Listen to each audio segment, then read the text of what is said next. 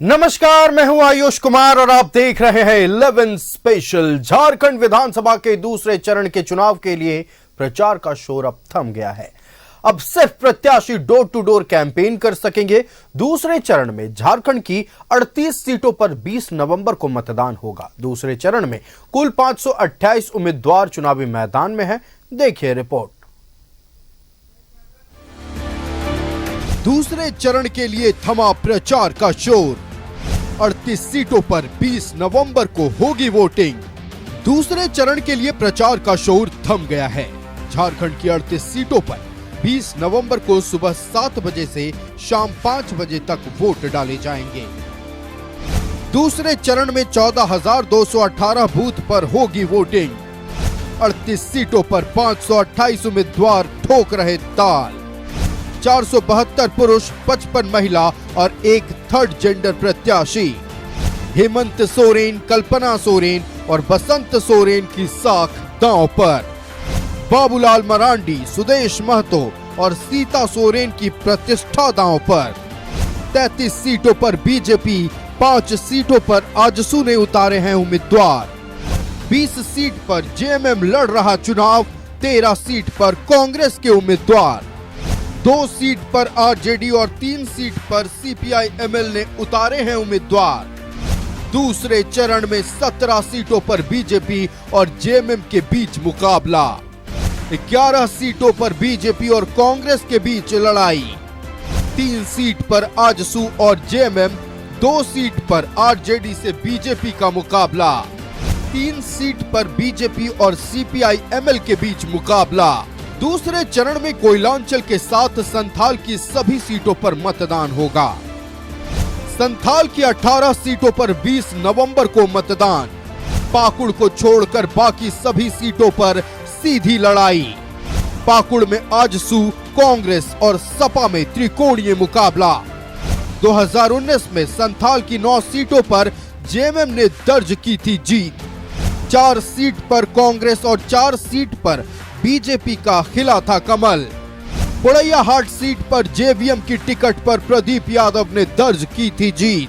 कोल्हान को जेएमएम का गढ़ माना जाता है, लेकिन अब की बार जेएमएम के सामने अपने किले को बचाने की चुनौती है, क्योंकि सत्ता में वापसी के लिए बीजेपी ने 4 सीटों से आगे बढ़ने के लिए ताकत झोंक दिया है। बीजेपी ने दावा किया है अब की बार संथाल में कमल खिलेगा। संथाल में लोगों की कल्पना से बाहर अब की बार एनडीए और भाजपा को सीटें मिलने वाली हैं। पहले चरण में तो मैक्सिमम सीट हम लोग जीत ही रहे हैं। दूसरा चरण वो लोग अपने आप को प्रभावी मानते हैं, संथालपुरना का क्षेत्र जहां से कि मुख्यमंत्री खुद है, और मुझे लगता है कि इस बार इनको जो है करारी हार यहाँ मिलेगी। संथालपुरना की मैक्सिमम सीटें हम जीतेंगे, और जिन सीटों पर यदि मान लीजिए कुछ मुकाबला भी है तो उसका मार्जिन इतना कम है कि हम जीतेंगे कि वो जीतेंगे वो मुझे नहीं पता, लेकिन जो उनकी ताकत थी वो ताकत खत्म हो गई। पहले चरण में पलामू, कोल्हान और दक्षिणी छोटा नागपुर की सीटों पर चुनाव था, तो दूसरे चरण में संथाल परगना की सीटों पर अग्नि परीक्षा है। कहा जाता है कि झारखंड में सत्ता का द्वार संथाल से होकर गुजरता है। ऐसे में जेएमएम के सामने अपने मजबूत गढ़ को बचाए रखने की चुनौती है, तो बीजेपी का भी असल इम्तिहान है। Bureau report, news 11 Bharat. तो दूसरे चरण के चुनाव के लिए प्रचार प्रसार का शोर अब थम गया है। प्रत्याशी डोर टू डोर जा रहे हैं, अपने पक्ष में वोट की अपील कर रहे हैं, लेकिन इन 38 सीटों पर मुकाबला बेहद दिलचस्प होने वाला है। कहा जाता है झारखंड में सियासत का सफर, सत्ता का सफर संथाल से होकर गुजरता है, और संथाल की सभी सीटों पर चुनाव है। संथाल का रण कौन जीतेगा ये तो खैर 23 नवंबर को पता चलेगा, लेकिन इस बार कई दिग्गजों की साख दांव पर है। मुख्यमंत्री हेमंत सोरेन हो या फिर बसंत सोरेन हो। वहीं दूसरी तरफ अगर हम उत्तरी छोटा नागपुर की बात कर लें, बाबूलाल मरांडी हैं, बीजेपी की टिकट पर धनवार विधानसभा सीट से चुनाव लड़ रहे हैं। चंदन कियारी से नेता प्रतिपक्ष अमर बाउरी चुनाव लड़ रहे हैं। फिलहाल हम संथाल का रुख करते हैं और संथाल में दूसरे चरण के चुनाव को लेकर क्या तैयारियां हैं, इस पर जानकारी देने के लिए संवाददाता राकेश हमारे साथ लाइव जुड़ रहे हैं। राकेश दुमका में मौजूद हैं। सबसे पहले चर्चा करेंगे प्रशासनिक स्तर की तैयारियों की। दूसरे चरण के चुनाव को लेकर प्रशासन कितना मुस्तैद है, क्या कुछ तैयारियां की गई हैं, संवेदनशील अति संवेदनशील बूथों पर क्या कुछ खास तैयारी है, तमाम जानकारी दर्शकों से साझा करें।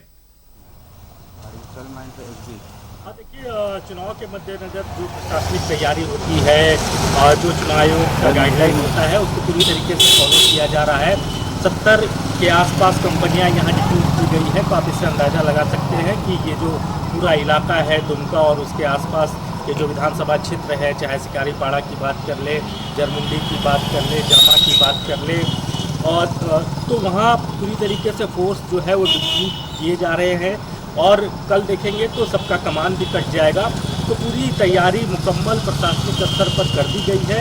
और जहाँ तक दुमका के सियासी बात है या पूरे संथाल के सियासी संग्राम की बात है, तो बीजेपी ने सबसे ज़्यादा फोकस जो किया है वो संथाल में ही किया है। आपने देखा होगा कि तमाम तरह की जो रणनीति बनी वो संथाल को लेकर ही बीजेपी के जो बड़े रणनीतिकार थे वो महीनों आप कह सकते हैं कि रणनीति बनाते रहे, चाहे हेमंता बिश्व शर्मा हो, शिवराज सिंह चौहान हो, बाबूलाल मरांडी हो। तो जो संथाल झारखंड मुक्ति मोर्चा का गढ़ रहा है, और पिछले बार के अगर आंकड़ों पर गौर करें तो 18 सीटें यहाँ से आती हैं। सिर्फ 4 सीटें ही बीजेपी के खाते में थी, एनडीए के खाते में थी। बाकी जो सीटें हैं उस पर इंडिया अलायंस का कब्जा था, महागठबंधन का कब्जा था।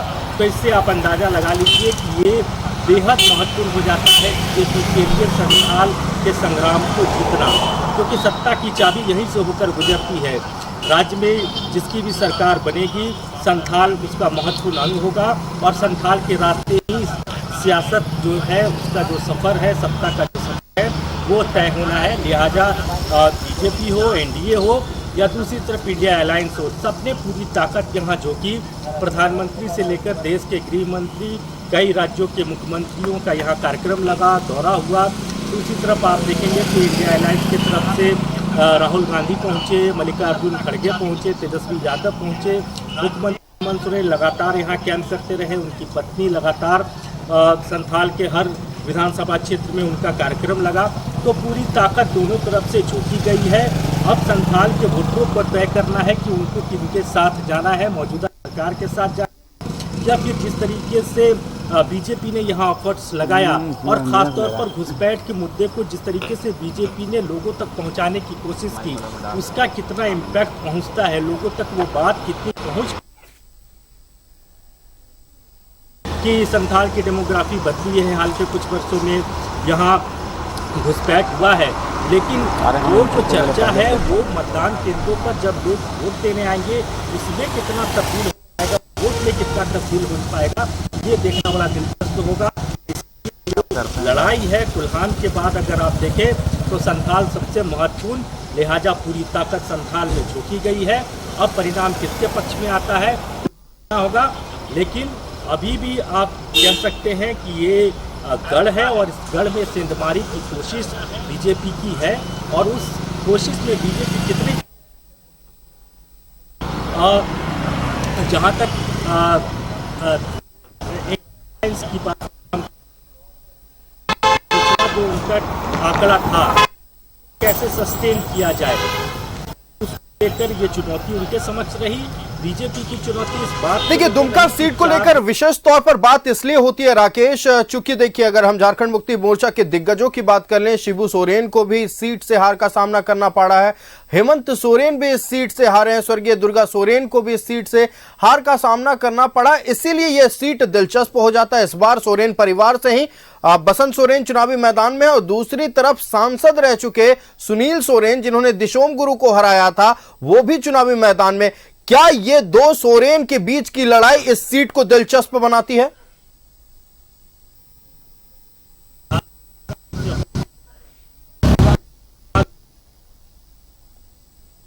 मसलन अगर हम करें, हेमंत सोरेन यहाँ जीत कर गए, मुख्यमंत्री बने, मंत्री बने, बाबूलाल यहाँ मंत्री बने, तो कई चेहरे संथाल ने दिए वजह है कि दुमका सबसे हॉट सीट माना जाता है। अब बिल्कुल राकेश, देखिए तकनीकी खराबियां हैं, आवाज आने में दिक्कतें हो रही हैं, लेकिन जो भी जानकारी आपने साझा की खासतौर पर चुनावी तैयारियों को लेकर बेहद महत्वपूर्ण और मतदाताओं के लिए खुशी की बात है। तमाम तैयारियां पूरी कर ली गई हैं। अब मतदान केंद्र पर जाइए, मताधिकार का प्रयोग कीजिए। चुनाव आयोग हर चीज का ख्याल रख रहा है। आपका राकेश हमारे साथ जुड़ने के लिए और तमाम बातें दर्शकों तक पहुंचाने के लिए बहुत बहुत धन्यवाद। तो संथाल का रण, संथाल की 18 सीटों पर 20 नवंबर को मतदान होना है और 18 सीटों को लेकर अब चुनावी सरगर्मी बढ़ी हुई है। हमारे साथ संवाददाता विपिन भी लाइव जुड़ चुके हैं। विपिन का रुख करते हैं। विपिन, चुनावी तैयारियां प्रशासनिक स्तर पर लगभग पूरी हो गई हैं। कल पोलिंग पार्टियां मतदान सामग्री के साथ बूथों पर रवाना होगी, लेकिन संथाल का रण इस बार बेहद महत्वपूर्ण हो जाता है, क्योंकि अगर हम पिछली बार की बात कर ले, झारखंड मुक्ति मोर्चा, कांग्रेस और आरजेडी की गठबंधन वाली सरकार को संथाल से बहुत मदद मिली थी। 18 में से 4 सीटें सिर्फ बीजेपी के खाते में गई थी, बाकी की सारी सीटें चली गई थी कांग्रेस, आरजेडी और जेएमएम के खाते में। क्या इस बार भी संथाल का रण सत्ता तक पहुंचने के लिए बेहद महत्वपूर्ण हो जाएगा, चाहे कोई भी पार्टी हो?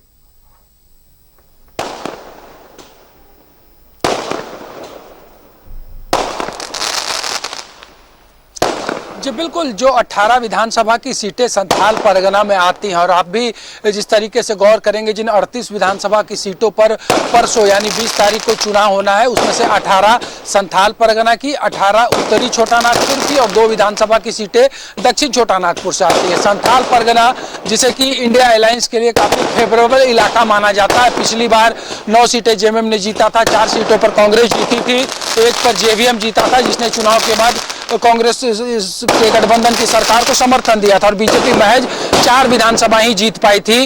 राजमहल, गोड्डा, देवघर और जिस तरीके से हम बात करें तो सारठ, बाकी विधानसभा की सीटें जो थी वो कांग्रेस जेएमएम के अलायंस ने जीता था। इस बार पूरी ताकत दोनों गठबंधन ने लगाया है, चाहे बात इंडिया अलायंस की करे, एनडीए की करे, पूरी जोर आजमाइश दोनों तरफ से की गई है और मतदाताओं को गोलबंद करने की कवायद पूरी हो चुकी है। चुनाव प्रचार का शोर थम चुका है। कल सुबह पोलिंग पार्टी रवाना की जाएंगी। अगर बात इधर की हम करें तो पाकुड़ में 434 बूथों पर चुनाव होना है, लिट्टीपाड़ा में 270 सीट बूथों पर चुनाव होना है, और महेशपुर में 308 विधानसभा क्षेत्र में जो 308 जो बूथ है उसमें पोलिंग होनी है। तो प्रशासनिक तैयारियां पूरी हो चुकी है। पाकुड़ जिले के अंदर पड़ने वाले 3 विधानसभा क्षेत्र को लेकर राजनीतिक दलों ने जोर आजमाइश कर दिया है, और अब ये जो साइलेंस पीरियड है, इस साइलेंस पीरियड में जितना ज्यादा से ज्यादा बूथ मैनेजमेंट पर फोकस होगा उम्मीदवारों का, राजनीतिक दलों का, कि बेहतर तरीके से बूथ मैनेजमेंट हो सके हर बूथ पर उनके। हम आपको रोकना चाहेंगे, इस वक्त की एक बड़ी खबर सामने आ रही है। मधुपुर के जेएमएम प्रत्याशी हफीजुल हसन पर पैसे बांटने का आरोप लगा है। हफीजुल हसन पर वोट खरीदने की कोशिश का आरोप लगा है। एक मतदाता को 500 रुपए देने का आरोप लगा है। सवाल यह है कि क्या पैसे के बल पर अब राजनेता चुनाव जीतेंगे? बड़ा आरोप लगा है। हमारे साथ गोड्डा से बीजेपी सांसद निशिकांत दुबे फोन लाइन पर जुड़े हुए। निशिकांत जी का रुख करते हैं। निशिकांत जी, बहुत स्वागत है न्यूज़ 11 भारत में। हफीजुल हसन जो आपके विरोधी दल के नेता हैं, उन पर आरोप लग रहा है कि वोट खरीदने के लिए पैसे बांट रहे हैं।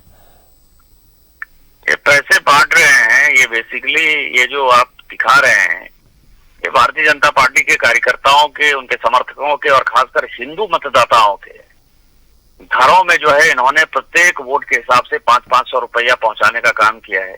और ये पर्ची जो है जांच का विषय है। इलेक्शन कमीशन को इमीडिएटली उसकी जो नामांकन है उसको रद्द करना चाहिए, इसको जेल भेजना चाहिए। और इसके कार्यकर्ता लगे हुए हैं, और केवल हफीजुल ही नहीं बांट रहे हैं, संथाल पन्ना में इंडी गठबंधन के जितने नेता हैं, और ये राहुल गांधी को बताना चाहिए कि वो सुचिता की राजनीति कर रहे हैं कि वोट खरीद फरोख्त की राजनीति कर रहे हैं। और पहली बार मैं झारखंड में देख रहा हूं कि पैसे देकर जो है लोग वोट खरीदने की कोशिश कर रहे हैं, क्योंकि उनको पता है कि बांग्लादेशी घुसपैठियों के कारण हिंदुओं में एकता आ गई है, एक है तो सेफ है। उस नारे को तोड़ने के लिए ये सभी हिंदुओं को जो है टारगेट कर रहे हैं, और ये चुनाव आचार संहिता का खुलेआम उल्लंघन है, और इसमें पॉलिटिकल पार्टी की सदस्यता रद्द होनी चाहिए और हाफिजुल को जेल भेजना चाहिए सबसे पहले। देखिए, मौजूदा जो राज्य सरकार है उसके बारे में आज राहुल गांधी ने प्रेस कॉन्फ्रेंस करते हुए कहा कि यह गरीबों की सरकार है। अब गरीबों की सरकार पैसे बांट रही है, ये आरोप लग रहा है। ये बताइए ना, यही गरीब है ना, ये हेलीकॉप्टर हेलीकॉप्टर से पति पत्नी घूम रहा है, गरीब है। पप्पू यादव घूम रहा है, गरीब है। तेजस्वी यादव घूम रहे हैं, गरीब है। मल्लिकार्जुन खड़गे रोज घूम रहे हैं, गरीब है। राहुल गांधी जी हेलीकॉप्टर प्लेन से चल रहे हैं, गरीब है। ऐसा गरीबी तो भारत में 140 करोड़ लोगों को होना चाहिए भैया। ऊपर से वोट खरीदने के लिए 500-500 रुपया भी दे रहे हैं, करोड़ रुपया जो है। आज ही मैंने बादल पत्रलेख की रैली देखी जरमुंडी में। मैंने पूछा रोक के कि एक मोटरसाइकिल लाने के कितना पैसा लगा है, तो कहा 1000 रुपया पर मोटरसाइकिल।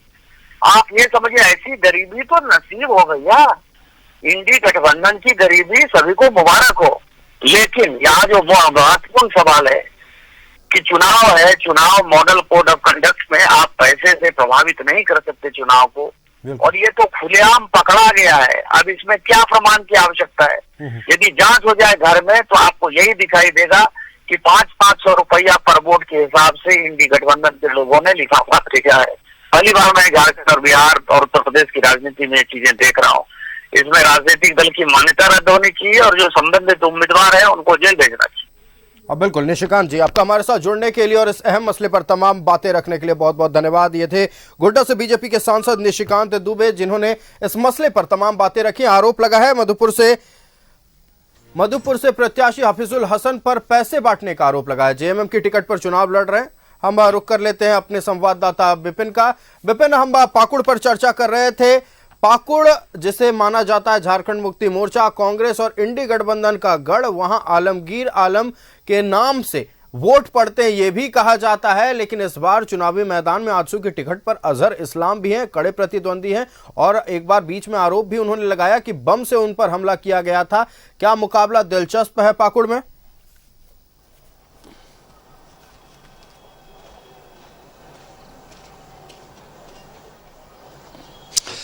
जी देखिए, काफ़ी अगर बात करें कुछ एक चुनिंदा सीटों की जिसमें कि किसी दल का एक बड़ा जनाधार और बड़ी मजबूती वाली सीट होती है, तो वैसे में पाकुड़ विधानसभा की सीट भी कांग्रेस के लिए एडवांटेज वाली सीट होती है। यहाँ पर काफ़ी मजबूती के साथ चुनाव लड़ती है, और पिछली बार भी जैसा मैंने पहले भी बताया था अपने दर्शकों को कि जो सबसे बड़ा मार्जिन रहा था विधानसभा चुनाव में जीत का, वो पाकुड़ विधानसभा क्षेत्र से ही था, जहाँ आलमगीर आलम ने लगभग 74,000 वोट के अंतर से चुनाव जीता था। लिहाजा चुनावी मैदान में पिछली बार की तुलना में अगर बात करें तो पिछले बार बीजेपी के उम्मीदवार थे आजसू से अकील अख्तर चुनाव लड़ रहे थे। इस बार इंडिया एलायंस की तरफ से आलमगीर आलम की पत्नी निशात आलम और एनडीए की तरफ से आजसू के टिकट पर अजहर इस्लाम चुनावी मैदान में है। तो मतदाताओं को अब तय करना है। राजनीतिक दलों ने अपनी बातों को मतदाताओं तक पहुंचा दिया है।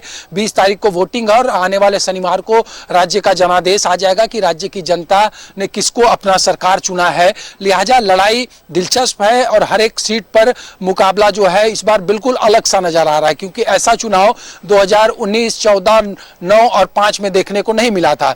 कई ऐसे मुद्दे उठाए गए हैं जिसका कि लोकल स्तर पर बहुत प्रभाव नहीं दिख रहा है, लेकिन राजनीतिक मुद्दे के तौर पर वो बहुत सुर्खियों में रहा। फिलहाल चुनाव की तैयारियां पूरी हो चुकी है। कल सुबह से पोलिंग पार्टीज को रवाना किया जाएगा। जो क्लस्टर यहां बनाया गया है वहां से कई बूथ में अभी से तैयारियां शुरू की जा चुकी है। चुनाव आयोग की तरफ से मॉडल बूथ की तरह उसको सजाने संवारने का मतदाताओं तक लगातार अपील जिला प्रशासन ने की है घरों से निकलकर मतदान करने का।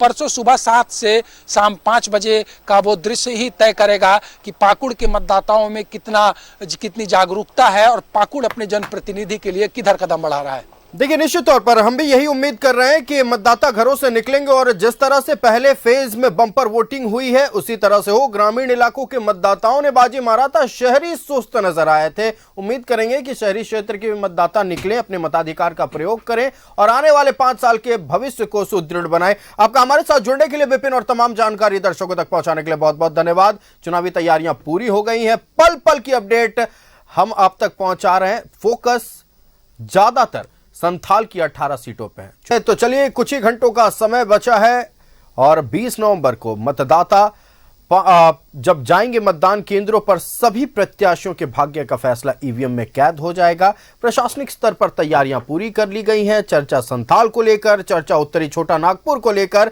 चर्चा बहुचर्चित सीटों को लेकर आज हम कर रहे हैं। हमारे साथ 2 संवाददाता लाइव जुड़े हुए हैं। संथाल की धरती गोड्डा से हमारे साथ लाइव जुड़े हैं अजय लाल, उनके पास जाएंगे, लेकिन हमारे पास धनबाद से जुड़ चुके हैं अमर, हमारे संवाददाता। अमर का रुख करते हैं। अमर, भारतीय जनता पार्टी का गढ़ माना जाता है जिस सीट को राज सिन्हा साफ तौर पर जब हमने उनसे बात करने की कोशिश की तो ये कहते हैं कि हम मतदाताओं के पास जाते हैं तो वो कहते हैं कि आप चले जाइए, वोट आप ही को मिलेगा। लेकिन इतना आसान नहीं है लोकतंत्र में कुछ भी, कभी भी सिक्का किसी भी करवट ले सकता है, किसी की भी जीत किसी की भी हार हो सकती है। प्रशासनिक स्तर पर तैयारियों की पहले धनबाद में जानकारी दें, उसके बाद बयार किस ओर बहा, मुकाबला कितना टक्कर का होने वाला है, इसको लेकर तमाम जानकारी दर्शकों से साझा करें। अमर, देखिए, पहली बात है जो प्रशासनिक सेवा की बात है और प्रशासनिक व्यवस्था की बात है, तो पुलिस और सीआरपीएफ और अर्धसैनिक बल जो है उसका इस्तेमाल किया गया चुनाव आयोग की तरफ से। यहाँ जो डीसी है उन्होंने सारे मुआयने किए हैं, सब जगह गया और देखा है और हर बारीकी के बड़ा करीब से जो है वो वॉच कर रहे हैं। रही बात भारतीय जनता पार्टी या फिर जो इंडिया गठबंधन और एनडीए की, तो मैं जिस जगह हूँ मैं तकरीबन 6 विधानसभा को मैंने देखा है, टच किया है, लोगों से मिला है, बात की है। अगर आप देखें तो 6 विधानसभा में भारतीय जनता पार्टी 5 सीटों पर पहले 2019 में जीत हासिल की थी जी। उसके बाद जो है 3 सीटों पे जो है इंडिया गठबंधन यानी जेएमएम और 2 कांग्रेस हैं यहाँ पर। अब इन दिनों के बीच है, सबसे बड़ी बात है कि भारतीय जनता पार्टी 5 सीटों से बढ़त थी और इस बार उनके लिए सबसे बड़ी जिम्मेदारी होगी कि उन 5 को या तो बरकरार रखें या इसको क्रॉस करें अगर झारखंड में सरकार बनानी है तो। जहां राज सिन्हा की बात है, राज सिन्हा की अगर बात करें तो हाँ, पब्लिक में ये बात जरूर कही जा रही है कि वो हर चीज़ में जब भी आप बुलाएंगे, शादी में, मरनी में, हरनी में, हर जगह वो अवेलेबल होते हैं आम जनता के बीच में। जो सामने वाले दूसरे पक्ष के लोग हैं उनके बारे में ये कहा जाता है कि वो दिल्ली रहते हैं और यहाँ रहते नहीं है, इसका भी एक थोड़ा सा इम्पैक्ट है। लेकिन राज सिन्हा जी यहाँ से तकरीबन 2 बार से यहाँ से वो विधायक रह चुके हैं, अभी भी प्रेजेंट में विधायक हैं वो, और उनकी कुछ खामी और कुछ खूबी जो है लोगों के सामने है, और जिस वजह से कभी उनको लोग ये भी कहा जाता है कि आप मत आइए, यहाँ से वोट आपको मिल जाएगा, और ये भी कहा जाता है कि आपने इतने दिनों में क्यों कहा। लेकिन दोनों के साथ साथ सिक्के के 2 पहलू और साथ साथ ही चलता है। साइलेंटली कांग्रेस पार्टी भी यहाँ चुनाव लड़ रही है और ये कहा जा रहा है कि कांग्रेस धीरे धीरे जो है वो पैठ बना रही है। इसका कितना इम्पैक्ट होगा, क्योंकि शहरी इलाका है, अगर परसेंटेज कमता है तो अमूमन ये माना जाता है कि शहरी इलाकों में भारतीय जनता पार्टी की पकड़ है और जनरल सीटों पर भारतीय जनता पार्टी का पकड़ है। ये जनरल सीट है और यहाँ से पहले भी ये गढ़ रहा है। धनबाद की अगर बात करें तो ये भारतीय जनता पार्टी का गढ़ रहा है और भारतीय जनता पार्टी कोशिश करेगी कि इस बार भी इस सीट को जीतें, और कांग्रेस कोशिश करेगी कि इस किला को किस तरह से ध्वस्त किया जाएगा, सिंध मारा जाए, ताकि जो संख्या बल है उनकी बढ़ाई जाए। लेकिन जनता को तय करनी है, जनता अगर किसके बात पर और किस पे, जो मेन लड़ाई है मैनिफेस्टो की लड़ाई है, कौन कितना बेहतर तरीके से मैनिफेस्टो को पेश किया है, उससे आम जनता को क्या फ़ायदा है। देखिए, रोजगार, नौकरी, स्वास्थ्य, पानी, ये तमाम चीज़ें हैं। कम से कम धनबाद में तो दिक्कतें हैं, लेकिन इनको बेहतर तरीके से जिसने प्लेस किया, जिसने जनता को अपने आप में जोड़ लिया, मुझे लगता है कि उसकी बारी इस बार पक्की होगी।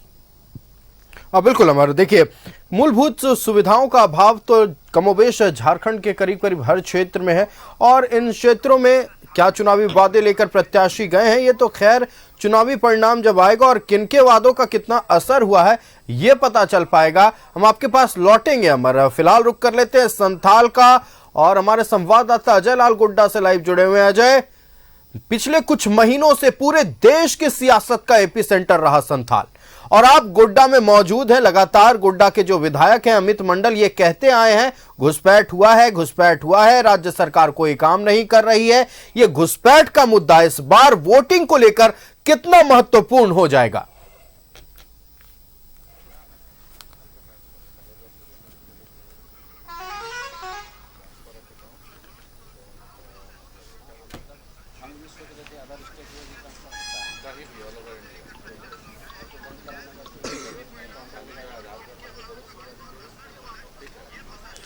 देखिए आयुष, इस पूरे संथाल क्षेत्र में 18 विधानसभा की सीटें हैं और ये कहा जाता है कि जो पार्टी संथाल को साध लेगा सरकार उसकी बनेगी।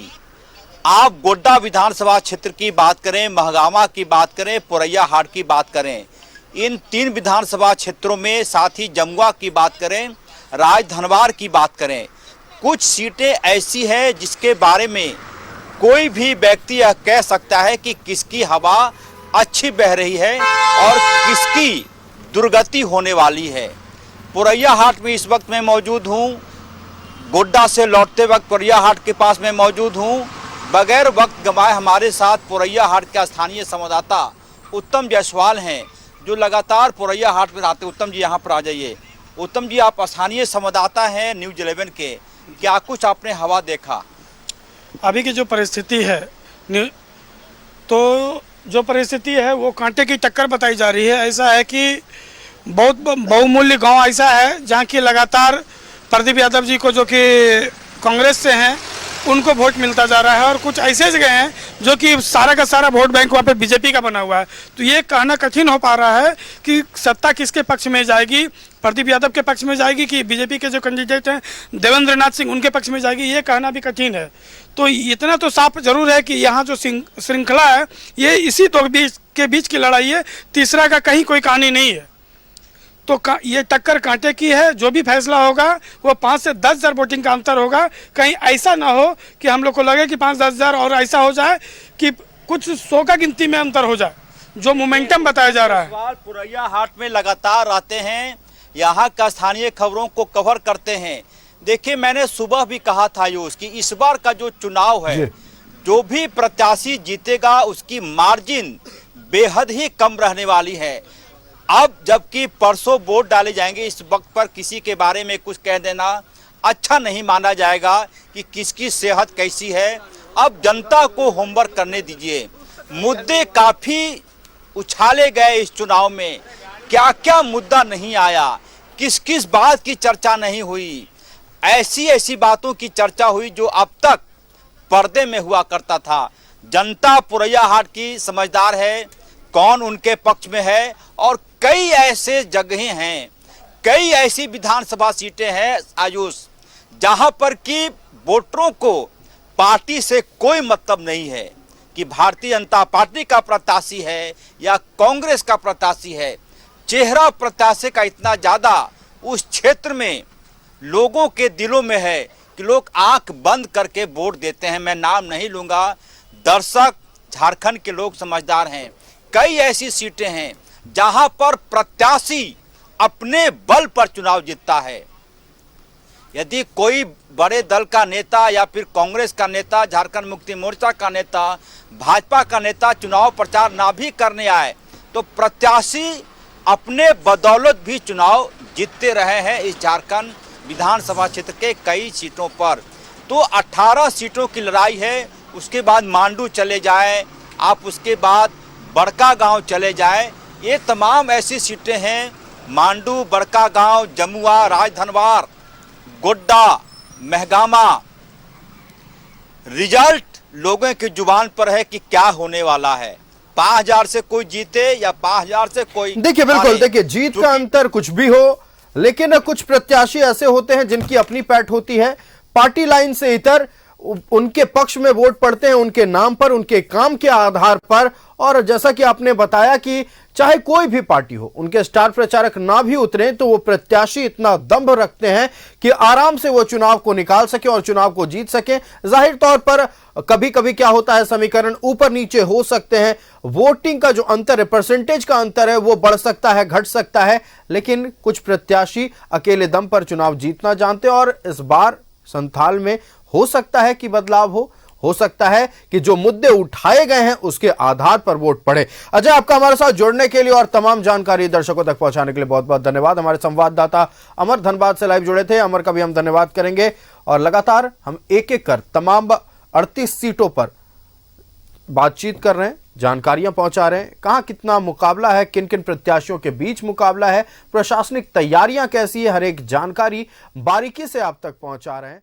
संथाल को लेकर चर्चा हो रही है, 38 विधानसभा सीटों को लेकर चर्चा हो रही है, अलग अलग प्रत्याशियों को लेकर चर्चा हो रही है, और पूर्व में जो परिणाम रहा है उसको लेकर चर्चा हो रही है। हर एक सीट यानी कि 38 विधानसभा सीटों की बारीकी से हम चर्चा कर रहे हैं, प्रत्याशियों के बारे में बातचीत हो रही है, प्रशासनिक स्तर पर क्या तैयारियां हैं उस पर बातचीत हो रही है, चूंकि 20 नवंबर को मतदान होना है।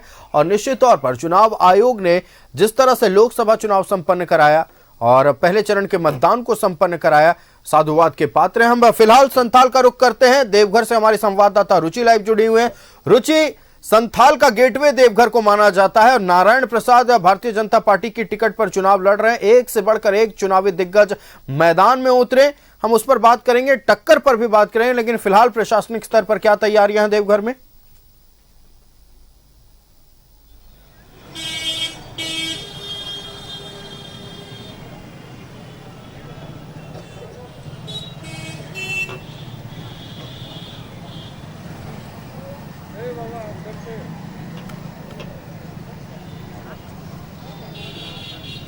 बिल्कुल, देखिए मतदान कराने को लेकर के सारी तैयारियां लगभग पूरी हो चुकी हैं और देखिए 20 तारीख को कैसे शांतिपूर्ण मतदान हो सके, खास करके देवघर विधानसभा के लिए। और आपने कहा कि संथाल का जो द्वार है वो देवघर माना जाता है, तो ऐसे में बाबा नगरी में भी तैयारी जो है वो लगभग पूरी कर ली गई है। कैसे शांतिपूर्ण तरीके से मतदान हो सके, सभी बूथों पर क्या व्यवस्थाएं सुनिश्चित होंगी, इसकी सारी तैयारी कर ली गई है।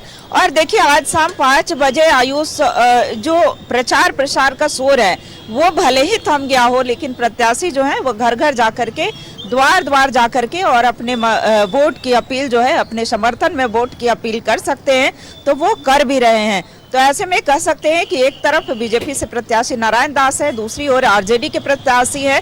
तो ऐसे में टक्कर जो है वो कड़ी है, लेकिन फिर भी दावे दोनों तरफ से हैं कि हमारी जीत होगी। हालांकि 20 तारीख को ये जनता जो है ईवीएम के माध्यम से अपना वोट, अपना समर्थन देगी और किन्हें, खास करके देवघर विधानसभा क्षेत्र से किन्हें अपना कौन उनका प्रतिनिधित्व करने वाला होगा, ये 23 तारीख को भी स्पष्ट हो जाएगा, सामने आ जाएगा। लेकिन चुनावी दंगल में देखिए सभी जो दिग्गज नेता हैं उन्होंने अपनी अपनी ताकत झोंक दी है। अगर आज अंतिम दिन की बात की जाए तो अंतिम दिन भी चुनाव प्रचार प्रसार जमकर हुआ, जमकर प्रत्याशी से लेकर के और दिग्गज नेता पसीना बहाते हुए देखे गए। आज अगर बड़ी सभाओं की बात करें तो उसमें योगी आदित्यनाथ, जो उत्तर प्रदेश के मुख्यमंत्री योगी आदित्यनाथ की सभा थी, और सभा के पश्चात देखिए जो प्रत्याशी है 5 बजने ही वाला था, 5 बजे प्रचार प्रसार का शोर थमा। कई ऐसे ज्वलंत मुद्दों को लेकर के और बीजेपी की अगर बात की जाए तो वो मुखर होती हुई दिखी। दूसरी ओर इंडिया गठबंधन भी अपनी जोर आजमा रही थी, वो भी मुखर होती देखी गई। और देखिए खास बात ये रही कि बाबा नगरी में, यानी कि बाबा पर जलार्पण भी किया गया, उनसे आशीर्वाद भी मांगा गया। और इस बार राज्य का नेतृत्वकर्ता कौन होगा, इस बार राज्य का नेतृत्व किनके हाथों में जाएगा, ये भी दिलचस्प बात है। हालांकि जनता जनार्दन को तय करना है, लोकतंत्र की सबसे बड़ी मालिक जनता होती है और जनता को ही तय करना है। लेकिन देखने वाली बात होगी कि इस बार देवघर विधानसभा क्षेत्र में किनको जो है आशीर्वाद मिल पाता है, महादेव की कृपा किन पर बनती है, ये भी देखने वाली बात होगी। देखिए कई संथाल की अगर बात की जाए तो इस बार संथाल का संग्राम काफी रोचक है आयुष, और इस बार कई दिग्गजों की प्रतिष्ठा दांव पर है। एक तरफ मुख्यमंत्री हेमंत सोरेन की बात की जाए, दूसरी तरफ स्पीकर रविंद्रनाथ महतो हैं, उनके हेमंत सोरेन की पत्नी कल्पना सोरेन है, पूर्व मुख्यमंत्री बाबूलाल मरांडी यानी बीजेपी के प्रदेश अध्यक्ष बाबूलाल मरांडी हैं, उप मुख्यमंत्री सुदेश महतो हैं। यानी दूसरे चरण के चुनाव में कई दिग्गजों की प्रतिष्ठा, कई दिग्गजों की साख जो है वो दांव पर लगी है। और इस बार जनता जनार्दन तय करेगी कि कौन उनके नेतृत्वकर्ता होंगे, कौन उनके क्षेत्र से निश्चित तौर पर देखिए 20 तारीख को जब जनता मतदाता मतदान केंद्रों पर पहुंचेंगे तो सारे प्रत्याशियों के भाग्य का फैसला ईवीएम में कैद हो जाएगा। जनता के मन में मुद्दे बसे हुए हैं, जनता को याद है कब काम हुआ, कब नहीं हुआ, प्रतिनिधि मिले नहीं मिले, और सरकार ने क्या काम किया है, नहीं काम किया है। निश्चित तौर पर अपने आने वाले 5 साल के भविष्य को लेकर जनता इस बार वोट डालेगी। रुचि बने रहिएगा। गिरिडीह से संवाददाता शाहनवाज अख्तर लाइव जुड़ गए हैं। शाहनवाज का रुख कर लेते हैं। शाहनवाज, गिरिडीह की 3 विधानसभा सीटें गिरिडीह जिले के, और तीनों सीटों पर इस वक्त मुकाबला कांटे की टक्कर का होने वाला है। 3 दिग्गजों का साख दांव पर है। भारतीय जनता पार्टी की टिकट पर धनवार से बाबूलाल मरांडी जो कि बीजेपी के प्रदेश अध्यक्ष हैं वो चुनाव लड़ रहे हैं। सुदेव कुमार सोनू गिरिडीह सदर से जेएमएम की टिकट पर चुनाव लड़ रहे हैं। और साथ ही हम बात कर लें डुमरी की, तो डुमरी से मंत्री बेवी देवी की साख दांव पर है। कैसी कांटे की टक्कर है, इन 3 सीटों का विश्लेषण दर्शकों तक पहुंचाएं। जी हाँ, बिल्कुल 6 सीटें हैं वैसे आयुष यहाँ इस क्षेत्र में। गिरिडीह के अंतर्गत अगर हम बात करें लोकसभा क्षेत्र के अंदर, तो उसमें 3 सीटें हाई प्रोफाइल हैं। सबसे पहली सीट धनवार की है, जहां से बाबूलाल मरांडी चुनाव लड़ रहे हैं।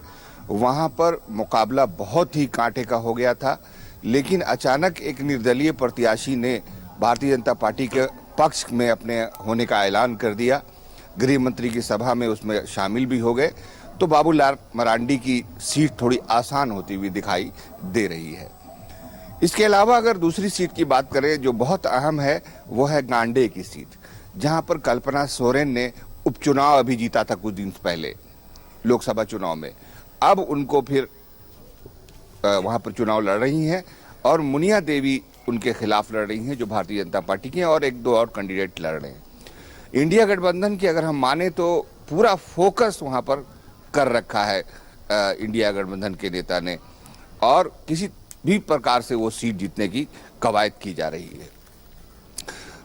भारतीय जनता पार्टी के एनडीए की तरफ से भी बहुत सारे चुनाव प्रचार यहाँ पर हुए हैं।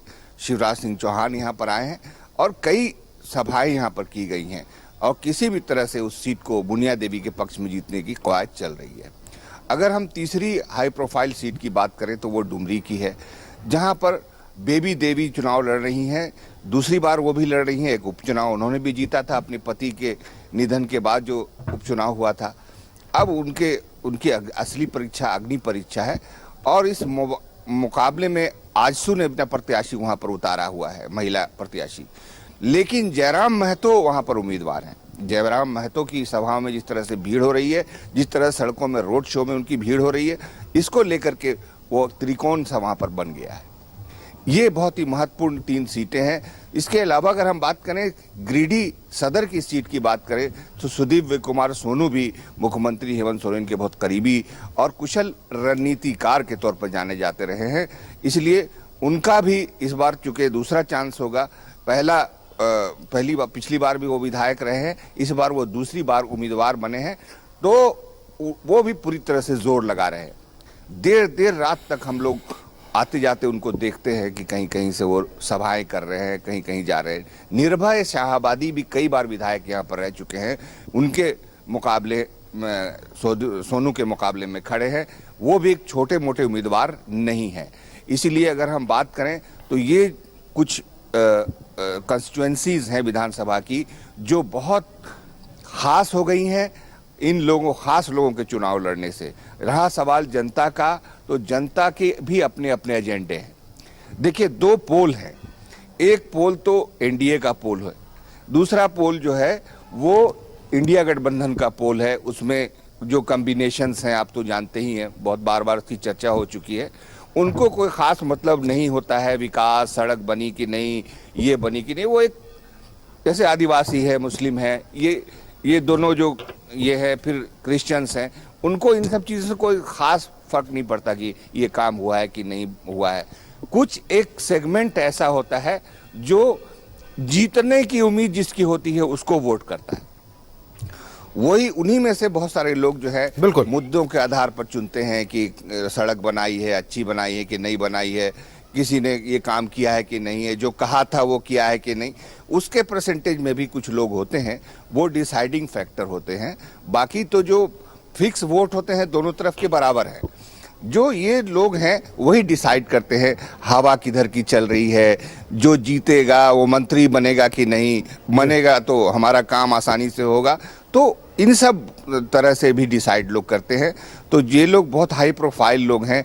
एक के बारे में तो ये कहा जा सकता है कि मुख्यमंत्री भी बन सकते हैं, बाबूलाल मरांडी की बात करें अगर सरकार भारतीय जनता पार्टी ने बनाई तो। बाकी रहा सवाल कि अगर गांडे की बात करें तो अगर हेमंत सोरेन जी दोबारा मुख्यमंत्री बनेंगे तो जाहिर है मुख्यमंत्री की पत्नी है, विधायक होंगी, तो जाहिर है उनके क्षेत्र के लोगों का काम बहुत आसानी से होगा, बहुत जल्दी होगा। तो ये सब चीज़ें भी जनता की वोट की सोच में शामिल है। जी आयुष, देखिए बिल्कुल ये तो रही राजनीतिक बातचीत। अब हम बात कर लेते हैं गिरिडीह के कुछ सीटों के बारे में, लेकिन फिलहाल आप बने रहिएगा हमारे साथ। शाहनवाज रुख करते हैं रुचि का। हम रुचि देवघर से लाइव जुड़ी हुई है। रुचि, अभी एक बड़ी खबर सामने आई। मधुपुर विधानसभा सीट से जेएमएम के प्रत्याशी हाफिजुल हसन पर गंभीर आरोप लगा है कि 500 रुपए प्रति वोटर वो बांट रहे हैं। भारतीय जनता पार्टी के कार्यकर्ताओं ने यह आरोप लगाया। अब सवाल यह है कि क्या निष्पक्ष चुनाव कराने को लेकर और पैसे बांटने का काम ना हो, इसको लेकर चुनाव आयोग की ओर से, प्रशासन की ओर से क्या कुछ तैयारियां की जा रही है, गश्ती वाहन किस तरह से काम करे, ये तमाम जानकारी पहले साझा करें।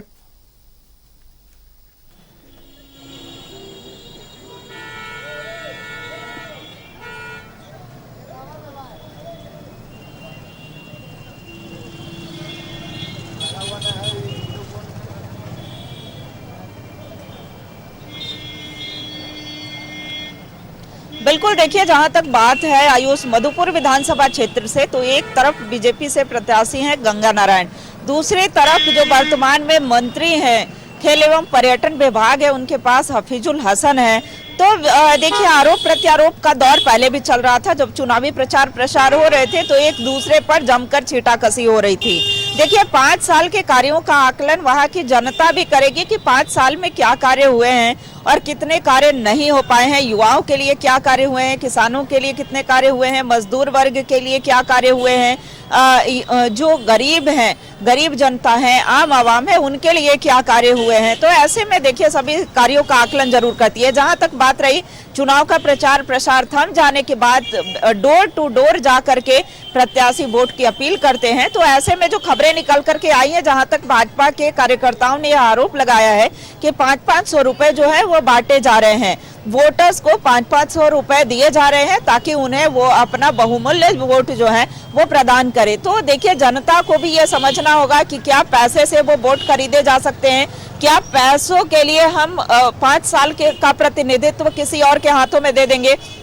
हालांकि जनता जनार्दन तय करेगी उन सारी चीजों को, उनका अपना मत है, अपना मत किन्हें प्रदान करेगी। लेकिन देखिए चुनाव आयोग हो चाहे प्रशासनिक व्यवस्थाएं हो, ऐसे कार्यों में जो गश्ती पुलिस की गश्ती होती है और वो पता करती है कि कहां पर किस तरीके से क्या कार्य हो रहे हैं। ये पूरी तरह से चुनाव आचार संहिता नियम का उल्लंघन, अगर इस तरह के कार्य होते हैं तो उन नियमों का उल्लंघन बताया जाता है। हालांकि जो आरोप है, आरोप में कितनी सत्यता है ये बातें तो बाद की बात है। देखिए एक तरफ आरोप है कि विरासत की लड़ाई है, यानी कि विरासत को संभाला जा रहा है। राजनीति जो है वो राजनीति में एंट्री, परिवारवाद का आरोप लगता रहा है हफीजुल हसन पर, चूंकि उनके पिता वहां से मंत्री थे।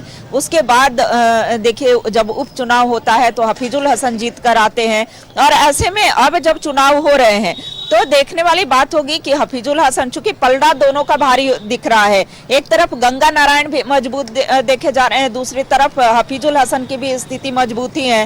तो ऐसे में देखिए अब देखने वाली बात होगी कि 20 तारीख को जनता किनके पक्ष में मतदान करती है। निश्चित तौर पर रुचि, देखिए अगर चुनावी टक्कर की बात कर लें तो या गंगा नारायण सिंह हो या फिर दूसरी तरफ हाफिजुल हसन हो, कद्दावर नेता है, कांटे की टक्कर है। बने रहिएगा, हम इस पर चर्चा करेंगे। गिरिडीह का रुख कर लेते हैं। गिरिडीह को लेकर हमने राजनीतिक स्तर पर बातचीत की, राजनीतिक हर एक एंगल को खंगाला शाहनवाज, लेकिन अब प्रशासनिक स्तर की बात कर लें। गिरिडीह में कुछ ऐसे बूथें हैं जो संवेदनशील, अति संवेदनशील है, वहां क्या तैयारियां हैं प्रशासन की ओर से, इसकी भी जानकारी दर्शकों से साझा करें।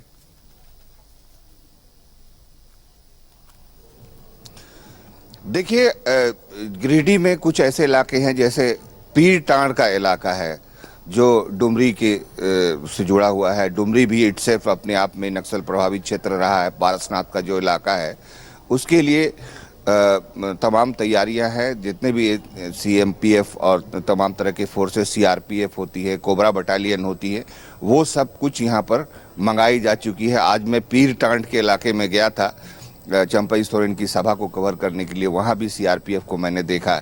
इसके अलावा हेलीपैड्स बनाए गए हैं डिस्पैच सेंटर में, जो सीधे सीधे उन क्षेत्रों में जहां पर नक्सल का प्रभाव है, अगर वहां पर डिमांड आती है या कोई कैजुअलिटी की इस तरह की कोई बात होती है जो अब तक हुई नहीं है, ना लोकसभा चुनाव में हुई है, ना अभी प्रथम चरण में दूसरी जगह हुई है। जहां जहां जैसे मिसाल के तौर पर मैं सरायकेला में था तो वहां 30 बूथ ऐसे बनाए गए थे जो संवेदनशील है।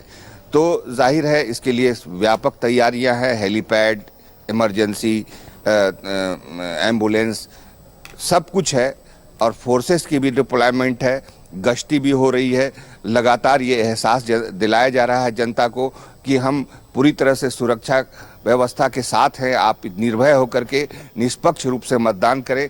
तो जो सुदूरवर्ती गिरिडीह के बहुत सारे इलाके हैं वो नक्सल प्रभावित रहे हैं, हालांकि अब बहुत ज़्यादा असर नहीं है उसका, लेकिन फिर भी इस बार विशेष तौर पर चुनाव आयोग से 15 जिलों के डीसीज और एसपीज ने डिमांड की थी कि चुनाव का जो समय है वो कम रखा जाए, एंड पॉइंट जो होता है वो 4 बजे तक ही रखा जाए, ताकि सुरक्षित रूप से मतदान कर्मी और सुरक्षा कर्मी अपने अपने वापस अपने अपने पॉइंट्स पे लौट सकें।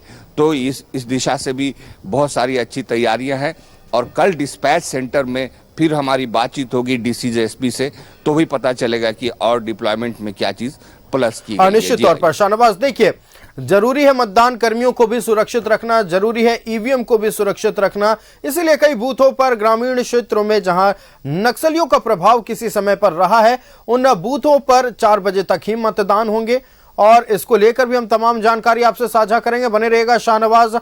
हम रुक कर लेते हैं बेरमो का। संवाददाता राजेश लाइव जुड़े हुए। राजेश, बेरमो सीट बहुचर्चित सीट और मुकाबला दिलचस्प है, मुकाबला त्रिकोणीय होने वाला है। एक से बढ़कर एक राजनीतिक दिग्गज बेरमो की धरती पर उतरे, अपने अपने प्रत्याशियों के लिए प्रचार प्रसार किया है। कैसा मुकाबला होने वाला है और अभी तक क्या हवा रही है, तमाम जानकारी दर्शकों से साझा करें।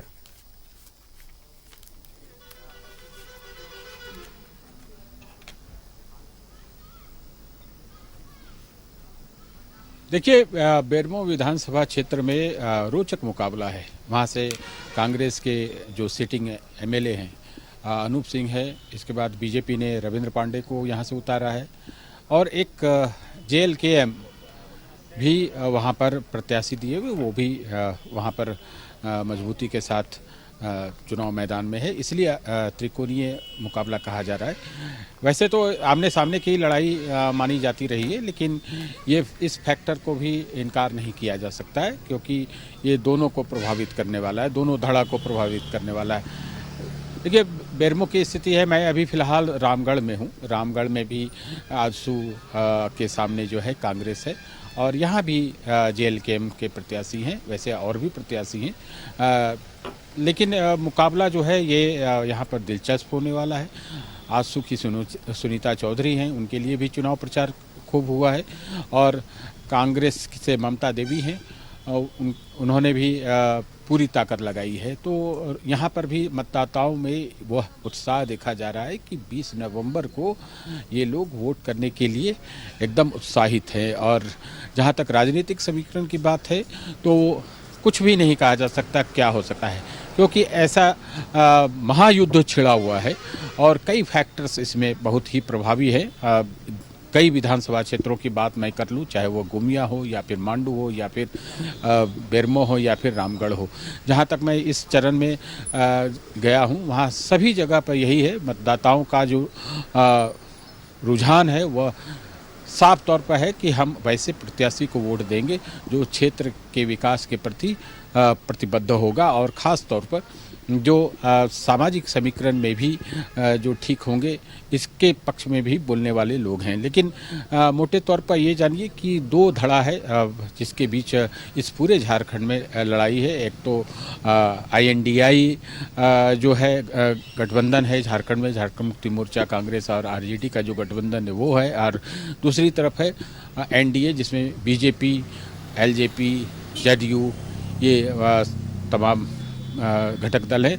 मुकाबला रोचक होने वाला है और देखिए 43 विधानसभा सीटों को मतदान हो गए हैं। मतदान का प्रतिशत इस बार बढ़ना चाहिए, ये चुनाव आयोग ने भी प्रयास किया है और लोगों में ये देखा जा रहा है कि शहरी क्षेत्रों में थोड़ा सक्रियता कम रहती है, जोश का अभाव रहता है। लेकिन मुझे लगता है कि इस बार इस चरण में भी कई ऐसे शहर हैं जैसे धनबाद हो, बोकारो हो, इन सब जगहों में भी मतदाता बड़े जागरूक हैं और वो बढ़ चढ़कर इस चुनावी महापर्व में हिस्सा लेंगे और जो राजनीतिक समीकरण है उसमें उसके हिसाब से अपने अपने विचार, अपनी प्राथमिकताओं के अनुसार वोट करेंगे।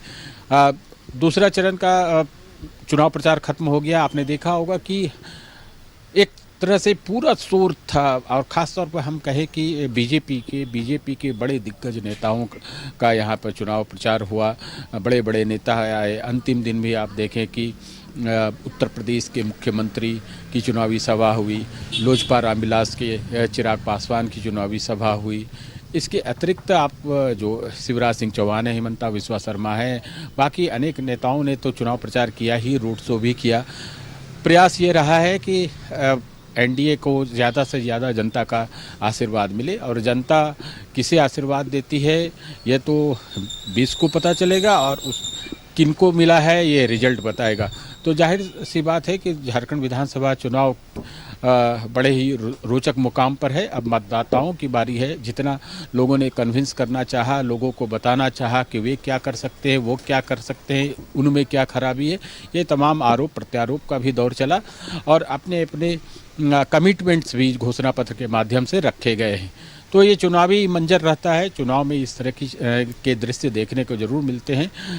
अब 20 तारीख की तैयारी में यहाँ का जिला प्रशासन चुनाव आयोग के निर्देशानुसार तैयारी कर रहा है। मैं आज रामगढ़ कॉलेज भी गया था, वहाँ पर जो टीम है, जो मतदान कर्मियों की टीम है, उसकी तैयार हो रही थी। वाहनों का अरेंजमेंट हो रहा था, सुरक्षा बल भी ड्यूटी पर लगाए जा रहे थे। ये तमाम प्रक्रिया हो रही थी, और कल से मतदान केंद्रों के लिए ये मतदान कर्मी रवाना हो जाएंगे पूरी सुरक्षा व्यवस्था के साथ। और 20 तारीख को सुबह 7 बजे से मतदान होगा, जो 5 बजे तक चलेगा। बिल्कुल, देखिए कुछ मुकाबला दिलचस्प है। किसी भी सीट पर किसी भी प्रत्याशी के लिए ये नहीं कहा जा सकता है कि ये सीट बिल्कुल सेफ है, यहां से ये प्रत्याशी निश्चित तौर पर जीत रहे हैं। विकास के मुद्दे हैं, बांग्लादेशी घुसपैठ भी एक मुद्दा जरूर है। हम संथाल का रुख करते हैं, बने रहेगा राजेश हमारे साथ। रुचि हमारे साथ लाइव जुड़ी हुई है।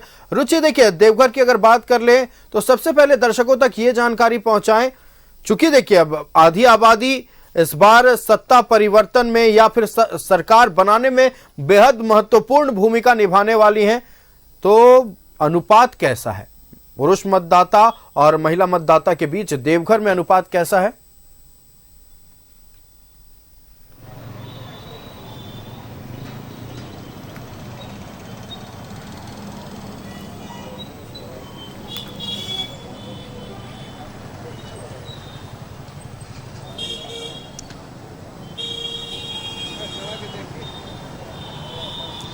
बिल्कुल आयुष, देखिए इस बार महिला मतदाताओं पर विशेष फोकस भी किया गया है, और इसीलिए महिलाओं को केंद्र बिंदु में रख करके एक तरफ मैया सम्मान योजना की बात हुई थी, तो दूसरी तरफ गोगो दीदी योजना की बात की गई थी। देखिए महिला आधी आबादी जो है इस बार केंद्र बिंदु रही है, क्योंकि देखिए एक तरफ जब कार्यकाल खत्म होने को थे, यानी कि जब 3-4 महीने महज बच गए, तब जाकर के मैया सम्मान योजना शुरू की गई, और दूसरी तरफ यानी कि चुनाव होने से पहले, यानी कि जब सरकार बनेगी, यानी एनडीए अगर जीतती है, तो हालांकि कहा नहीं जा सकता है कि इसमें कौन किसकी जीत होगी। सभी सीटों पर मुकाबला जो है वो बड़ा ही दिलचस्प देखने को मिल रहा है, कड़ी टक्कर देखने को मिल रही है। लेकिन यह जरूर कह सकते हैं कि दावे दोनों तरफ से हुए हैं। एक तरफ यह कहा गया है कि जैसे ही हमारी सरकार बनेगी तो हम पंच प्रण को पूरा करेंगे, और उन पंच प्रण में सबसे प्रथम जो प्रण है, सबसे पहला प्रण जो है वो महिलाओं के लिए गए हैं, यानी कि गोगो दीदी योजना लागू की जाएगी, और गोगो दीदी योजना के तहत महिलाओं के खाते में 2100 रुपए दिए जाएंगे। तो इस तरह से वादे दावे किए गए हैं, युवाओं के रोजगार के वादे किए गए हैं। लेकिन देखिए सबसे बड़ी खास और अहम बात यह है कि उन्हें मजबूत करने के लिए, उन्हें मजबूती देने के लिए यहाँ के इंफ्रास्ट्रक्चर को कैसे डेवलप किया जाए, यहाँ कैसे ज्यादा से ज्यादा इंडस्ट्री लगाए जाएं, उद्योग लगाए जाएं, ताकि लोगों को रोजगार मिल सके। पलायन भी अभी एक अभिशाप रहा है, तो उस पलायन जैसी समस्या को कैसे रोका जाए, तो इन सभी बिंदुओं पर कार्य करने की जरूरत है, सोचने की जरूरत है। तो कई मुद्दे हैं, पलायन भी एक मुद्दा है, और महिलाओं पर विशेष फोकस है। आधी आबादी ही तय करेगी कि इस बार सत्ता की कुर्सी तक कौन पहुंचने वाला। रुचि, आपका हमारे साथ जुड़ने के लिए और तमाम जानकारी दर्शकों तक पहुंचाने के लिए बहुत बहुत धन्यवाद। संवाददाता शाहनवाज अख्तर गिरडी से हमारे साथ लाइव जुड़े थे। शाहनवाज, आपका भी बहुत धन्यवाद हमारे साथ जुड़ने के लिए और तमाम जानकारी पहुंचाने के लिए। कुछ खुलकर सामने आ जाएगा। फिलहाल हम रुख कर लेते हैं अपने संवाददाता राजेश का। राजेश, अगर हम रामगढ़ की बात करें या बेरमो की बात कर लें या उन क्षेत्रों की बात कर लें, बोकारो की बात कर लें, एक मुद्दा रहा विस्थापन का, जो काफी जोर शोर से उठा है। लोग विस्थापित हुए, पुनर्वास करने को लेकर कोई योजना नहीं बनाई गई, ये आरोप लगातार लगा। तो क्या इस बार पुनर्वास विस्थापन का मुद्दा बेहद जरूरी हो जाएगा उन क्षेत्रों के लिए?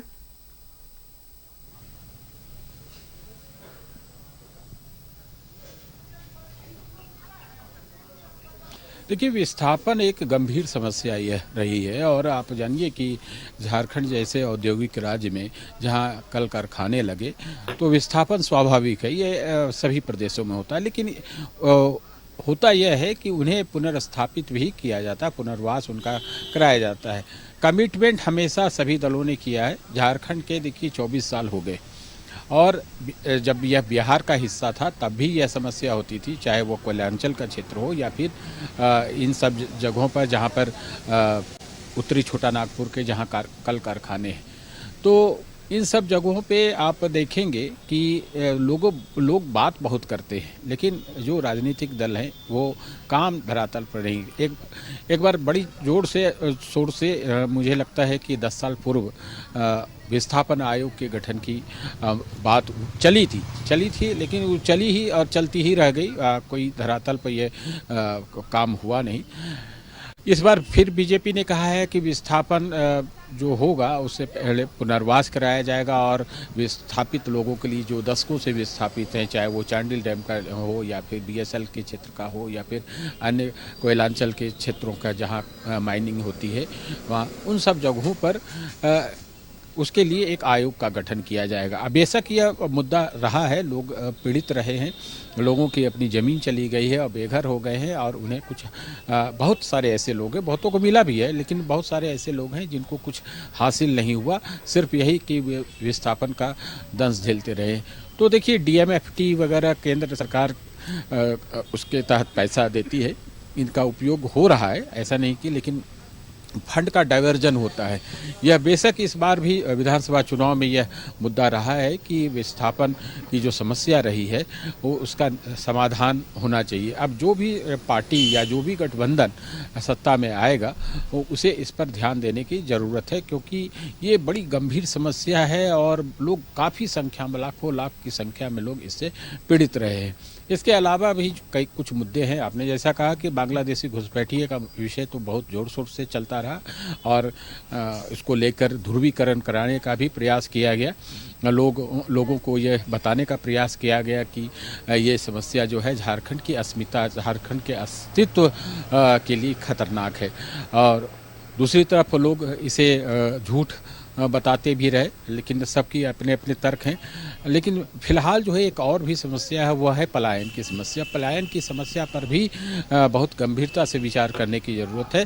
यहाँ पर सरकारी नौकरी के अवसर जो हैं वो सीमित होते हैं, लेकिन स्वरोजगार के अवसर ज़रूर उत्पन्न किए जा सकते। स्किल डेवलपमेंट जैसे कार्यक्रम भारत सरकार के तहत चलते हैं, राज्य सरकार में उसमें का पार्टिसिपेशन होता है। इसके तहत लोगों को हुनरमंद बनाया जाता है और हुए भी है, ऐसा नहीं कि काम एकदम नहीं हुआ। बहुत सारे लोग हुनरमंद हुए हैं, नौकरियां पा रहे हैं, लेकिन इसके लिए होता यह है कि औद्योगिक माहौल का थोड़ा अभाव है झारखंड में, जबकि यह उसी पहचान वाला राज्य रहा है। औद्योगिक इकाइयों को यहाँ पर स्थापित किया जाएगा, निवेशक यहाँ आए तभी यहाँ पर कल कारखाने भी लगेंगे, नए नए कल कारखाने लगेंगे, तो जो स्किल्ड लोग हैं उन्हें यहाँ पर रोजगार के अवसर उपलब्ध होंगे। इन पर भी जो आने वाली सरकार है उसको ध्यान देने की ज़रूरत है।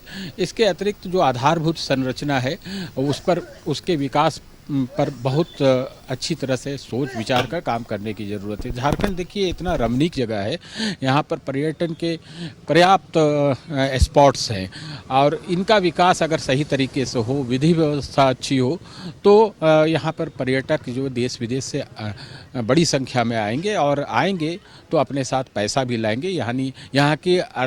यहाँ की अर्थव्यवस्था। बिल्कुल राजेश, देखिए अलग अलग क्षेत्र के अलग अलग मुद्दे और माइनिंग क्षेत्रों की अलग समस्याएं हैं, उस पर भी ध्यान दिया जाएगा। तमाम प्रत्याशियों ने वादा किया है। खैर, अब किसके वादों पर जनता का कितना मन आया है ये तो खैर 23 नवंबर को पता चल पाएगा। 20 को मतदाता मतदान केंद्रों पर पहुंचेंगे और वोट डालेंगे। अब वादों दावों का दौर खत्म हो गया है। डोर टू डोर बस कैंपेन प्रत्याशी चला सकते हैं।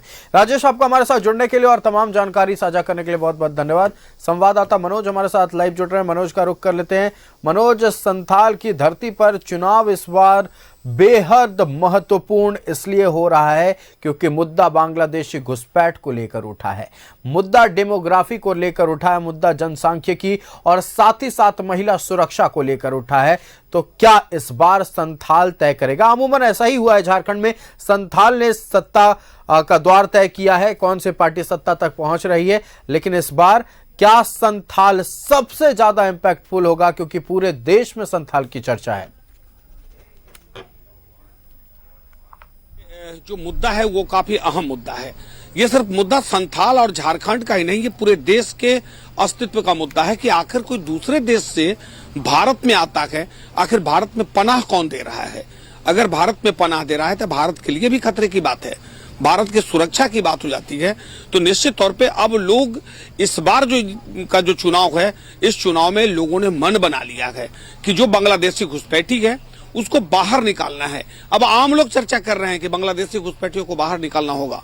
यही वो संथाल है जहां बांग्लादेशी घुसपैठियों की संख्या इतनी बढ़ गई है कि 2014-2019 के अगर जनसंख्या वोटिंग देखे और जो मतदाता की संख्या है वो देखे तो लगभग 20 गुना ज्यादा बढ़ गया है 2024 में। अब आप समझिए कि 20 गुना ज्यादा 2014, 2019 और 2024 में, तो 20 गुना आखिर ये लोग है कौन, आखिर इनका कार्ड बना कैसे, वो यहाँ की वोटर कैसे बन गए। तो ये अपने आप में बड़ा सवाल है। और इस आदिवासियों की संख्या कैसे कम हो गई, तो क्या वो आदिवासी यहाँ से पलायन कर गए या आदिवासी के साथ वो शादी कर लिया जिसके कारण आदिवासी की संख्या कम हो गई और उसके बाद उन लोगों ने धर्म परिवर्तन करा लिया। तो ये बड़ा मुद्दा है इस पूरे संथाल में। और हमें लगता है कि इस मुद्दा पर इस बार वोट जो है लोग निश्चित तौर पे करेंगे और वोट जो 20 तारीख का होगा वो परिवर्तन का वोट होगा। हालांकि युवा हर जगह चौक चौराहों पे हम देख रहे हैं कि युवाओं के अंदर एक उत्साह है, एक उमंग है और सब कह रहे हैं कि बांग्लादेशी घुसपैठी को यहां से खदेड़ भगाना है। और सिर्फ एक पार्टी जो है इस मुद्दे को लेकर चल रही है, जबकि वही कांग्रेस पार्टी उन्हें कहती है कि 450 में हम उनको गैस सिलेंडर देंगे। ये मुद्दा भी लोगों के बीच, युवाओं के बीच, गांव चौक चौराहों पर चल रहा है कि क्या अब कांग्रेस एक बार इसे गुलाम कराना चाहती है, कि क्या भारत गुलाम हो जाए। ये अब लोग चर्चा कर रहे हैं, हम नहीं कह रहे हैं, हमने लोगों से सुना है। उसके बाद ये अपने दर्शकों को बता रहे हैं कि ऐसी बातें अब चर्चा होने लगी है। तो जब ऐसी बातें जब चर्चा होने लगे तो निश्चित तौर पे वोटर बहुत जागरूक है। और 2019 का वोटर, 2024 का वोटर ज्यादा दिन नहीं, 5 साल पहले और 5 साल बाद का वोटर में हम तो जमीन आसमान का अंतर देख रहे हैं। इतना ही नहीं, लोकसभा चुनाव में हम यही थे, इसी इलाके में थे, संथाल के यही साहेबगंज में थे, यही वो इलाका है, राजमहल लोकसभा निर्वाचन क्षेत्र में थे, उस समय भी हमने देखा था। लेकिन इस बार जो मुद्दा है वो निश्चित तौर पे ये काफी अहम है और लोग इस पर विचार भी कर रहे हैं। जब विचार कर रहे हैं तो वोट पर भी विचार लोग जरूर करेंगे और परिवर्तन दिखेगा। आज योगी आदित्यनाथ आए थे राजमहल में, उनके सभा में जो भीड़ थी, हमें लगता है कि वो भीड़ मतलब कहने लायक नहीं था। भगदड़ सी स्थिति हो गई, 3-3 बैरिकेडिंग को तोड़ दिया गया, यहां तक कि हमारे कैमरा को भी क्षतिग्रस्त हो गया क्योंकि भीड़ बहुत ज्यादा थी। वो गलती किसी का नहीं था, सिर्फ योगी आदित्यनाथ को देखने के लिए, सुनने के लिए लोगों की भीड़ थी। तो आप समझिए कि अब योगी आदित्यनाथ पहुंचते हैं और डेमोग्राफी और उसके बाद में बांग्लादेशी घुसपैठी के मुद्दे पर जब कहते हैं तो उसके बाद तालियों की गड़गड़ाहट और उसके बाद जय श्री राम के नारे जो लगते हैं वो ये बता रहा है कि परिवर्तन निश्चित तौर पे है।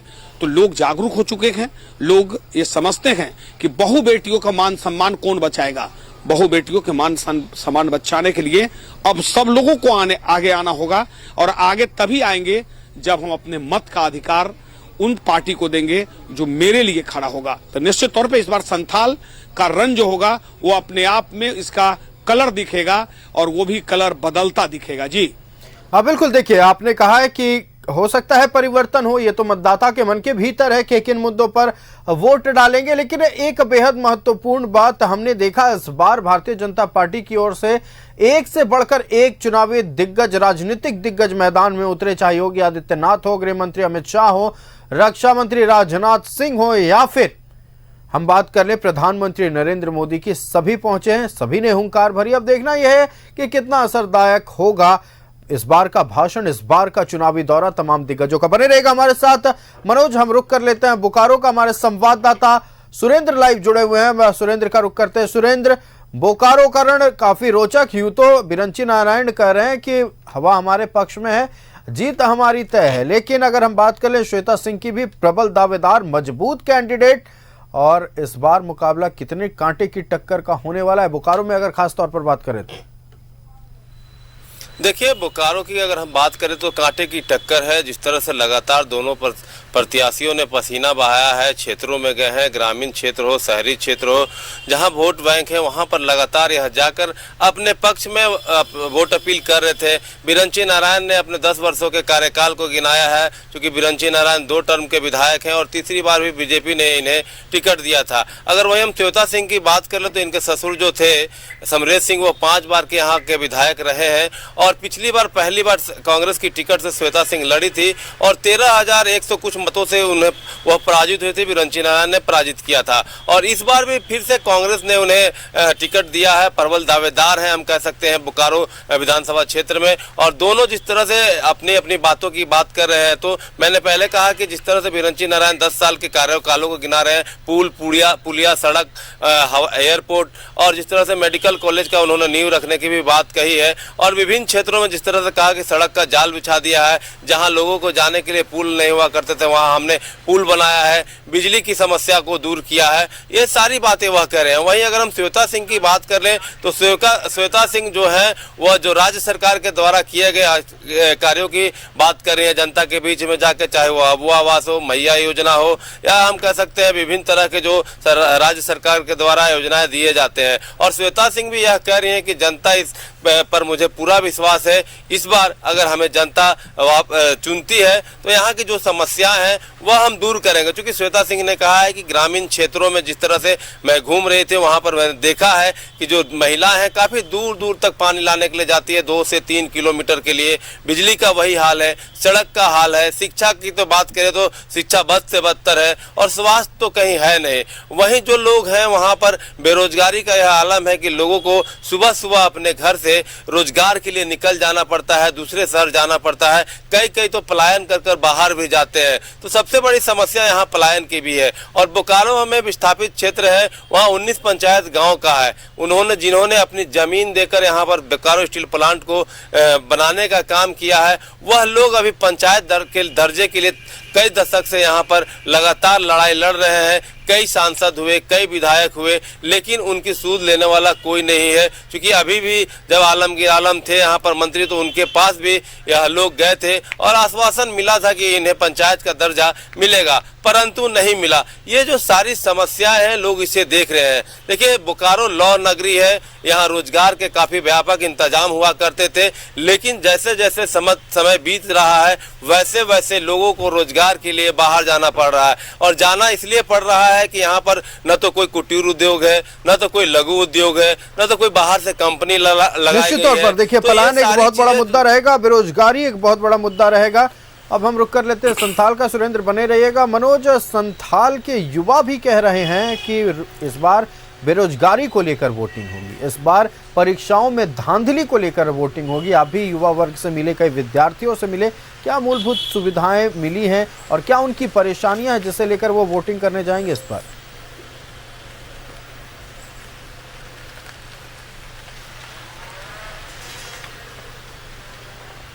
हुए जिसके कारण विद्यार्थी जो इतना मेहनत किए थे वो मेहनत बेकार हो गया।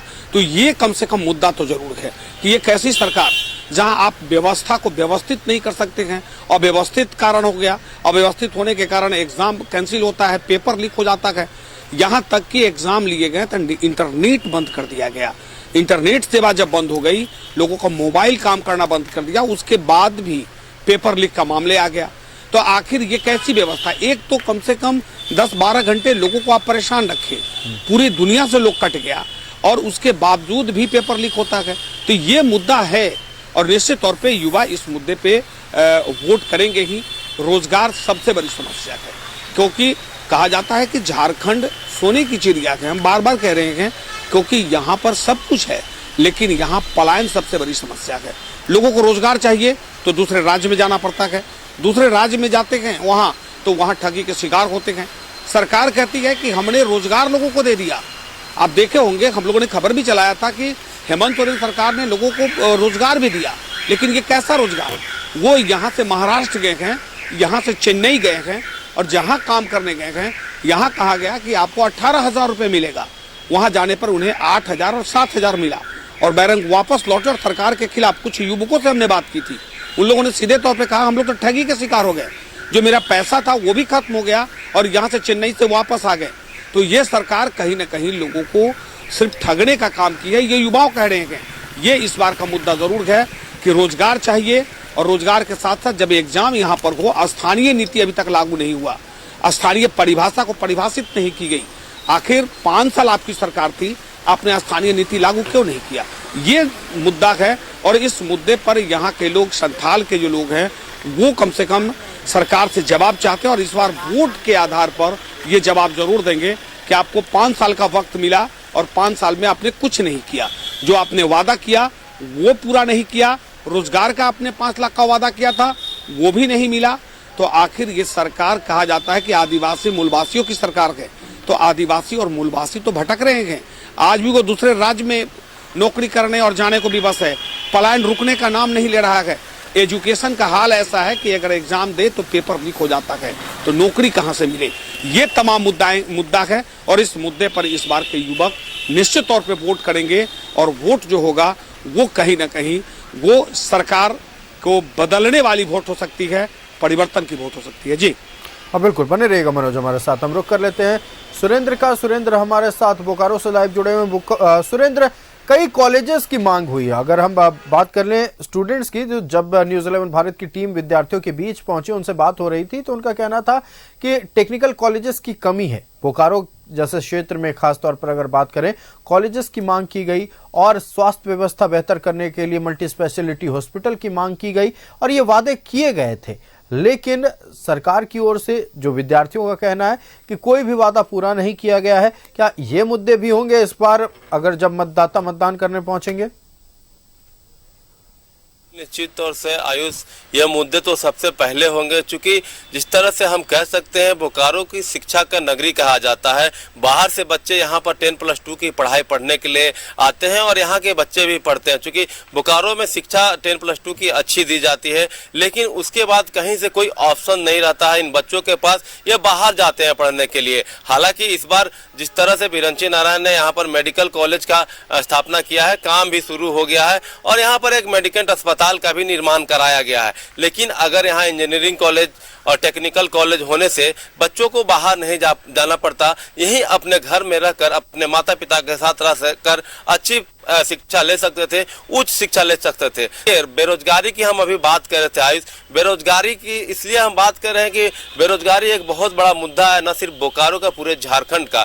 और हम बात कर रहे थे कि जो बेरोजगारी है, रोजगार मेला सरकार के द्वारा लगाया जाता है, लेकिन उस रोजगार मेले में बच्चे इतने खुश होकर जाते हैं कि उन्हें रोजगार मिलेगा, लेकिन रोजगार मिलता कहाँ है? ऐसी ऐसी कंपनियां बेंगलोर हो, दिल्ली हो, मुंबई हो, ऐसे जगह उन्हें ले जाया जाता है जहां 12 से 15,000 रुपए की सैलरी दी जाती है। और जब बच्चे वहां जाते हैं तो कुछ दिन रहते हैं और वहां से वापस चले आते हैं। जब वापस चले आते हैं तो यह किन्हीं को पता नहीं होता है कि ये बच्चे वापस आ गए, लेकिन सरकार तो यह कहती है कि हमने बच्चों को रोजगार दिया है। ऐसे रोजगार का क्या काम, जहां पर जाने के बाद वो तो खुद अपना पेट नहीं पाल सकते हैं, तो परिवार का क्या पेट पालेंगे? ये सारी मुद्दा है। और अगर शिक्षा, मैं बार बार कह रहा था अपने चैनल के माध्यम से और लोगों ने भी यह कहा है कि अगर सरकार इतनी ही, बिल्कुल सुरेंद्र, आपका हमारे साथ जुड़ने के लिए और तमाम बातें दर्शकों तक पहुंचाने के लिए बहुत बहुत धन्यवाद। संथाल को लेकर भी काफी चर्चा हुई और हमारे साथ संवाददाता मनोज संथाल की धरती से लाइव जुड़े हुए थे।